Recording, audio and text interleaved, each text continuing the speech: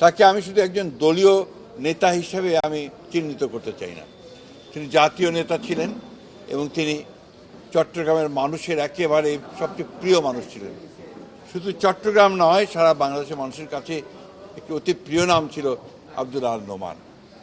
তিনি এই রাজনীতির জন্য অনেক ত্যাগ স্বীকার করেছেন, জেলে গেছেন বারবার, অসংখ্য মামলার আসামি হয়েছেন, এমনকি শারীরিকভাবে নির্যাতিত পর্যন্ত হয়েছেন। আব্দুল্লাহ আল নোমান এর অবদান এই বাংলাদেশের মানুষ কখনোই ভুলবে না এবং এই জাতির গঠনের ক্ষেত্রে 1971 সালের স্বাধীনতা যুদ্ধে পরবর্তীকালে আপনার জাতিকে গঠনের ক্ষেত্রে এবং দলকে গঠনের ক্ষেত্রে তার যে ভূমিকা সেটা কখনোই আমরা ভুলতে পারবো না।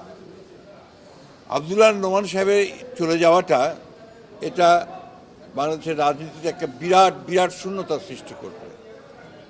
তার মতো একজন ত্যাগী প্রো পিপল মানুষ এবং অত্যন্ত প্রগতিশীল মানুষ, অত্যন্ত ইতিবাচক চিন্তা করা মানুষ যে এইভাবে চলে যাবেন এই মুহূর্তে, যখন এই ধরনের মানুষকে আমাদের খুব বেশি প্রয়োজন ছিল একটা পরিবর্তনের পরে, তখন তার চলে যাওয়াটা নিঃসন্দেহে আমাদের জন্য অত্যন্ত দুঃখের, শোকের এবং অপূরণীয়।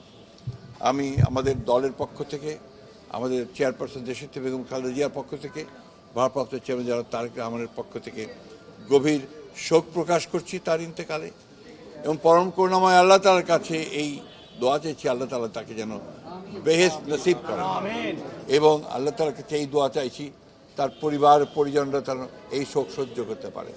আমার পাশে তার বড় ছেলে দাঁড়িয়ে আছেন, তার পাশে আমাদের পাশে রিজভী সাহেব আছেন, অন্যান্য নেতৃবর্গ আছেন।